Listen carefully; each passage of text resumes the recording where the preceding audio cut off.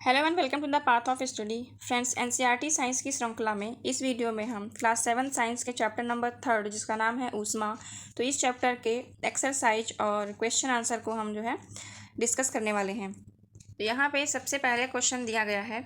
इसमें पूछा है कि प्रयोगशाला तापमापी तथा डॉक्टरी थर्मामीटर के बीच समानताएँ तथा अंतर लिखिए। तो इसका आंसर है, पहले हम यहाँ पे समानताएँ देख लेते हैं कि क्या समानताएँ हैं प्रयोगशाला थर्मामीटर और नैदानिक थर्मामीटर के बीच में।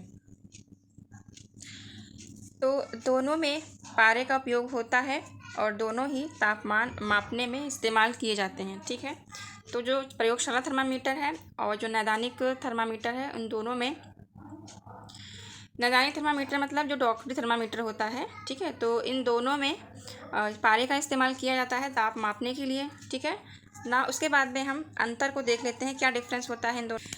अंतर में देखेंगे कि जो डॉक्टरी थर्मामीटर होता है, क्लिनिकल थर्मामीटर, तो इसमें क्या होता है, एक विभंग पाया जाता है जो कि तापमान को गिरने से रोकने के लिए लगाया जाता है। ठीक है, कि हम मुंह से जब निकालते हैं उसको बाहर तो तापमान गिर ना जाए, यानी कि तापमान कम ना हो जाए, बल्कि जितना तापमान नापा गया था वो जो है एक स्थिर रहे। ठीक है, तो इसके लिए हम विभंग का इस्तेमाल करते हैं।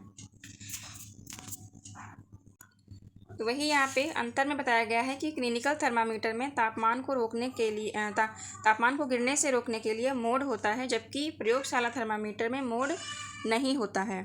इसके अलावा दूसरा अंतर है कि क्लिनिकल थर्मामीटर की तुलना में प्रयोगशाला थर्मामीटर की परास बहुत अधिक होती है। ठीक है, यानी कि जो क्लिनिकल थर्मामीटर होता है उसकी परास यानी परिसर कितना होता है, वो होता है 35 डिग्री सेल्सियस से 42 डिग्री सेल्सियस के बीच में जो तापमान होता है उसको नापा जा सकता है। इसके अलावा जो प्रयोगशाला तापमापी होता है, जो प्रयोगशाला थर्मामीटर होता है, इसका परास कितना होता है, तो ये -10 डिग्री सेल्सियस से 110 डिग्री सेल्सियस मापता है। नेक्स्ट क्वेश्चन दिया गया है कि ऊष्मा के चालकों और कुचालकों के दो उदाहरण देने हैं। तो कंडक्टर का उदाहरण जैसे कि इस्पात है, तांबा है। इसके अलावा जो रोधक होते हैं यानी कुचालक होते हैं, इसका उदाहरण क्या है, लकड़ी है और प्लास्टिक है। इसके बाद क्वेश्चन नंबर 3 में रिक्त स्थानों की पूर्ति करनी है। पहला है, किसी वस्तु की गर्माहट उसके डैश से निर्धारित होती है, तो उसके तापमान से निर्धारित होती है। किसी वस्तु की जो गर्मी होती है, ताप होता है, वो उसके तापमान से निर्धारित किया जाता है। उबलते पानी का तापमान डैश थर्मामीटर द्वारा नहीं मापा जा सकता है, तो क्लिनिकल थर्मामीटर से उबलते पानी का तापमान नहीं नाप सकते हैं। नेक्स्ट क्वेश्चन है, इसमें पूछा है कि तापमान डिग्री डैश में मापा जाता है, तो तापमान जो है वो डिग्री सेल्सियस में मापा जाता है।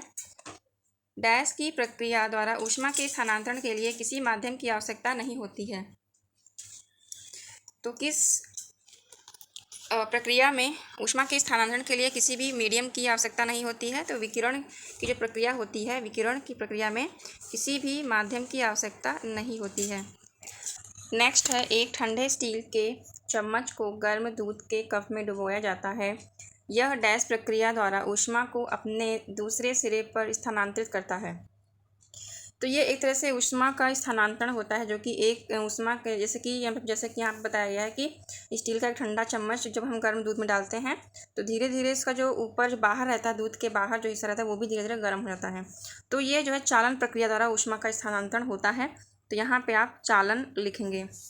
नेक्स्ट है, डैश रंग के कपड़े हल्के रंग के कपड़ों की तुलना में गर्मी को बेहतर तरीके से अवशोषित करते हैं। यानी कि किस रंग के पूछा है कि किस रंग के कपड़े हल्के रंग के कपड़ों की तुलना में गर्मी को बेहतर तरीके से अवशोषित कर लेते हैं, यानी कि गहरे रंग के कपड़े वो अवशोषित करेंगे। तो यहाँ पे आप लिख सकते हैं कि काले रंग के कपड़े या फिर गहरे रंग के कपड़े जो है हल्के रंग के कपड़ों की तुलना में गर्मी को अधिक अवशोषित करते हैं। नेक्स्ट आगे मिलान करना है। तो इसमें पहला दिया है कि स्थलीय समीर बहती है, तो किस ओर बहती है, तो स्थलीय समीर जो है या फिर किस समय बहती है, दिन में बहती है या रात में बहती है, तो यहाँ पे ऑप्शन दिए गए हैं। तो स्थल समीर बहती है रात के समय पे। ठीक है, स्थल समीर रात। समुद्र समीर ये आपका दिन होगा। गहरे रंग के कपड़े किस दौरान आप पहनना पसंद करेंगे, तो गहरे रंग के कपड़े सर्दियों में ज़्यादा सूटेबल रहते हैं, और हल्के रंग के कपड़े के दौरान पसंदीदा, तो किस मौसम के तहत आप जो है हल्के रंग के कपड़े पहनना पसंद करेंगे। तो हल्के रंग के कपड़े पहने जाते हैं गर्मी में, ठीक है। तो ये मैच द फॉलोइंग है। नेक्स्ट क्वेश्चन नंबर 5 है। इसमें पूछा है कि चर्चा करें कि सर्दियों के दौरान कपड़ों की अधिक परतें पहनने से हम एक मोटा कपड़ा पहनने की तुलना में अधिक गर्म क्यों रहते हैं। यानी कि हम 2-3 कपड़े पहन लें या फिर एक जो है मोटा कपड़ा पहन लें, यानी ऊनी कपड़ा पहन लें, तो ये सबसे ज़्यादा आपको आरामदायक कौन सा लगेगा, यानी कि आपको गर्मी का एहसास कौन सा कपड़ा कराएगा, या फिर अधिक परतों वाला कपड़ा या फिर एक ही मोटा कपड़ा। तो इसका आंसर ये है कि अगर कपड़ों की एक से ज़्यादा परतें होंगी तो उनके बीच हवा फंस जाएगी और हवा ऊष्मा की कुचालक होती है। इससे इंसुलेशन बढ़ जाता है और इस तरह हमें ज़्यादा आराम मिलता है, यानी कि हमें ज़्यादा गर्मी का एहसास होता है, ठीक है। यानी कि जो गर्मी होगी वो हवा के जो हमारी कपड़ों के परतों के बीच में हवा जो फंस जाएगी वो एक तरह से इंसुलेशन को बढ़ाने का काम करेगी, ठीक है। तो इसलिए जो है किस ऑप्शन के साथ जाएंगे, अधिक परतों वाले कपड़ों के साथ जाएंगे। क्वेश्चन नंबर 6 चित्र 3.13 में देखिए, अंकित कीजिए कि कहाँ कहाँ चालन, संवहन तथा विकिरण द्वारा ऊष्मा स्थानांतरित हो रही है। तो इस चित्र में यहाँ पे एक चित्र दिया गया है और इसमें पूछा गया है कि चालन, संवहन और विकिरण द्वारा ऊष्मा का स्थानांतरण कहाँ कहाँ पे हो रहा है। तो जैसे कि जो एक गैस स्टोव पे एक बर्तन रखा हुआ है, उसमें पानी रखा हुआ है, ठीक है। तो यहाँ से जब ऊष्मा ऊपर की तरफ आएगी तो किस माध्यम से आएगी, तो ये जो है ऊष्मा इस बर्तन तक चालन के माध्यम से आएगी, ठीक है। एक स्थान से दूसरे स्थान तक जब ऊष्मा जाती है तो उसको क्या कहते हैं, चालन कहते हैं। तो ये जो है मुख्यतः ठोस में होता है।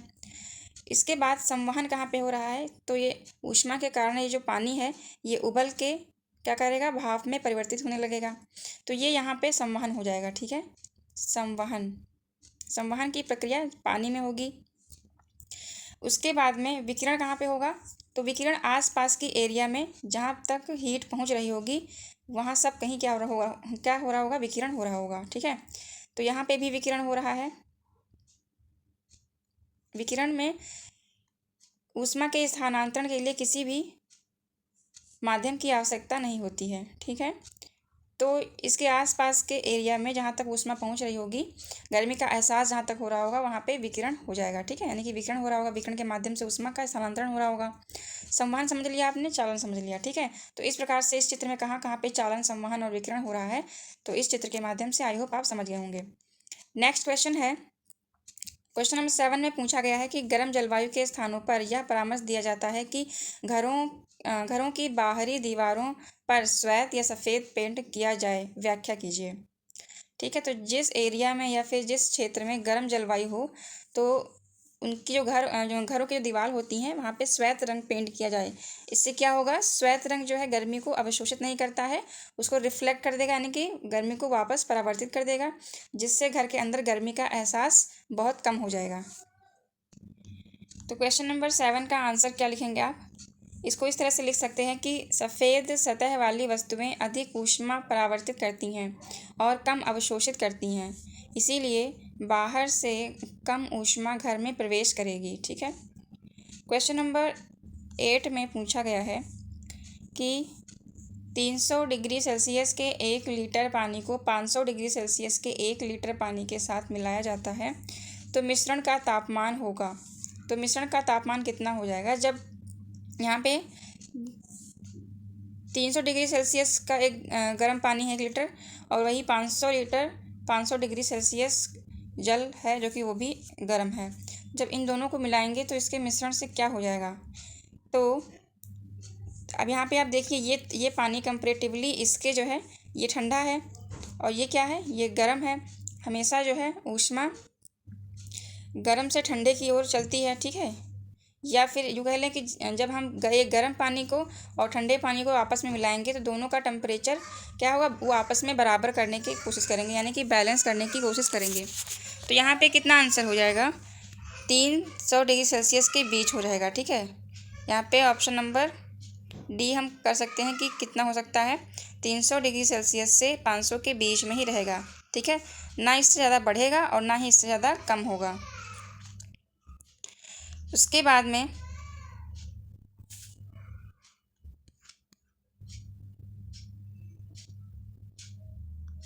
400 डिग्री पर एक लोहे की गेंद को 400 डिग्री पर पानी से भरे एक मग में गिराया जाता है तो ऊष्मा होगी। तो क्वेश्चन में ये पूछा जा रहा है कि एक मग है, ठीक है, मान लीजिए ये कोई एक मग है और इसके अंदर जो पानी भरा हुआ है उसका तापमान कितना है, उसका तापमान 400 डिग्री दिया गया है, ठीक है, कितना है, 400 डिग्री सेल्सियस है। और एक बॉल ली गई है और इस बॉल का तापमान कितना है, इसका तापमान भी 400 डिग्री दिया गया है, ठीक है, 400 डिग्री इसका भी तापमान है। तो जब इस बॉल को इस पानी में गिराएंगे तो फिर क्या होगा, ऊष्मा का स्थानांतरण होगा कि नहीं होगा। तो यही ये क्वेश्चन पूछने का प्रयास कर रहा है। तो चूँकि जब गेंद का तापमान और पानी का तापमान समान है तो ऊष्मा का स्थानांतरण होगा ही नहीं। तो इसमें कौन सा ऑप्शन करेक्ट होगा, इसमें ऑप्शन नंबर सेकंड करेक्ट हो जाएगा। क्यों, इसमें बोला गया है कि लोहे की गेंद से पानी में या पानी से लोहे की गेंद में प्रवाहित नहीं होना चाहिए, यानी कि ना ही ऊष्मा गेंद से पानी में प्रवाहित होगी और ना ही पानी की ऊष्मा जो है गेंद की ओर प्रवाहित होगी, ठीक है। तो इसका आंसर सेकंड होगा। नेक्स्ट क्वेश्चन नंबर 10 है। इसमें पूछा है कि एक लकड़ी के चम्मच को आइसक्रीम के कप में डुबोया जाता है, इसका दूसरा सिरा, ऑप्शन के अकॉर्डिंग इसका आंसर देना है, इसका दूसरा सिरा चालन की प्रक्रिया से ठंडा हो जाता है, संवहन की प्रक्रिया द्वारा ठंडा हो जाता है, विकिरण की प्रक्रिया से ठंडा हो जाता है या फिर ठंडा नहीं होता है। तो अब यहाँ पे क्वेश्चन क्या था, जब हम लकड़ी के चम्मच को आइसक्रीम के कप में डुबोते हैं तो क्या होगा, क्योंकि लकड़ी क्या है, लकड़ी तो ऊष्मा की कुचालक है, रोधक है, लकड़ी जो है अपने अंदर से ऊष्मा का प्रवाह नहीं होने देती है। तो ऑप्शन क्या होगा, ऑप्शन नंबर 4 करेक्ट होगा, यानी कि ठंडा नहीं होता है। Next question number 11 question number में पूछा है कि स्टेनलेस स्टील के बर्तनों में आमतौर पर तांबे का तल होता है, इसका कारण यह हो सकता है कि, क्या कारण हो सकता है, तांबे का तल पैन से अधिक टिकाऊ बनता है, ऐसे पैन रंगीन दिखाई देते हैं, या फिर तांबा स्टेनलेस स्टील की तुलना में ऊष्मा का बेहतर सुचालक है। और चौथा ऑप्शन दिया गया है कि तांबा स्टेनलेस स्टील की तुलना में ऊष्मा का बेहतर सुचालक है।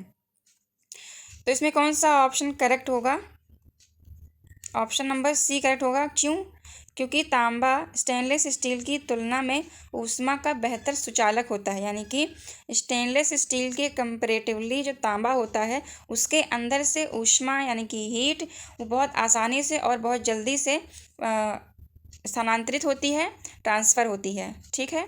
तो इसीलिए जो है स्टेनलेस स्टील के बर्तनों में आमतौर पर तांबे का तल बनाया जाता है। कि मान लीजिए ये बर्तन है तो इसकी तली होती है, यहाँ पे कौन सा धातु लगाया जाता है, तो तांबे का तल लगाया जाता है, ठीक है। यहाँ पे बुक जो है आपकी उसमें से जो ऑब्जेक्टिव टाइप क्वेश्चन है उसके आंसर एक बार देख लीजिए, क्योंकि जो अभी हमने क्वेश्चन कराए हैं वो भी सही हैं, लेकिन यहाँ पे इसकी लैंग्वेज कुछ डिफरेंट आपकी बुक में दी गई है, ठीक है। तो बस यहाँ पे केवल आंसर हम देख लेते हैं। क्वेश्चन नंबर 8 का ऑप्शन नंबर घ होगा, ठीक है, 30 डिग्री सेल्सियस से 50 डिग्री सेल्सियस के बीच में। नेक्स्ट क्वेश्चन नंबर 9, इसका ऑप्शन जो है कौन सा सही होगा, तो यहाँ पे नंबर 2 सही होगा। ना तो लोहे की गोली से जल की ओर और ना ही जल से लोहे की गोली की ओर तापमान स्थानांतरित होगा। क्वेश्चन नंबर 10, इसमें जो लकड़ी की स्टिक थी, जो चम्मच था लकड़ी का, वो ठंडा नहीं होगा। और लास्ट क्वेश्चन है, स्टेनलेस इस्पात की कढ़ाई में प्रायः तांबे यानी कॉपर की तली लगाई जाती है, इसका कारण क्या होता है। तो इसका कारण यह होता है कि स्टेनलेस इस्पात की अपेक्षा तांबा ऊष्मा का अच्छा चालक होता है, ठीक है। यहाँ पे ऑप्शन नंबर ग आपका करेक्ट होगा, यानी कि स्टेनलेस इस्पात में स्टेनलेस जो स्टील होती है उसके कंपैरिजन में तांबे की जो तली होगी वो अच्छे से गर्म होगी और बहुत जल्दी गर्म होगी, ठीक है। तो ये चैप्टर यहाँ पे कंप्लीट होता है, इसकी एक्सरसाइज हमने देख ली है।